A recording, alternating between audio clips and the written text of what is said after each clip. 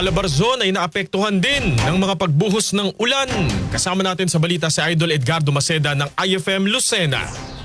Narito ang ilang kaganapan na nating nakalap na naitala sa Calabarzon area hinggil sa kasagsagan ng mga pagulan dulot ng pinalakas na bagat itong nakarang weekends. May 25 residente mula sa barangay Talisay, Batangas ang tinulungan ng Philippine Coast Guard na ilikas ang mga ito at dalhin sa isang paaralan na nagsilbing evacuation center dahil sa banta ng pagguho ng lupa. Gabi naman ng Sabado ng pasukin ng tubig baha at nalubog ang mga kagamitan ng mga residente sa barangay Kabatang, Chaong, Quezon sa hinang walang tigil na pag-ulan. Isang spillway naman ang hindi madaanan ng mga sasakyan sa barangay San Pedro, Chaong, Quezon sa pag-apaw ng tubig ilog. Nabaksak naman ng natumbang puno ang isang tricycle sa barangay Malabanban Sur, Candelaria, Quezon. Isa namang delivery rider ang namatay ng tama ng bumagsak na puno at poste ng kuryente sa Circumferential Road sa barangay San Roque, Antipolo City, Rizal. Sa kabaan naman ng Cambal Road, GB 1 and 2 ng San Mateo, Rizal, papasok ng isang village ay baha na rin. Maging sa Letra 2, San Mateo na hindi umano binabaha ang mga residente ay nakaranas din ng pagbaha. Sa bahay naman nasa tabi ng ilog ang naanod sa Rodriguez, Rizal. Nagsagawa naman ng rescue operation sa barangay Rosario, Rodriguez, Rizal ang mga kapulisan dahil sa matinding baha. Di naman madaanan ng maliliit na sasakyan ang bahagi ng Gonzales Wawa Baywalk sa mga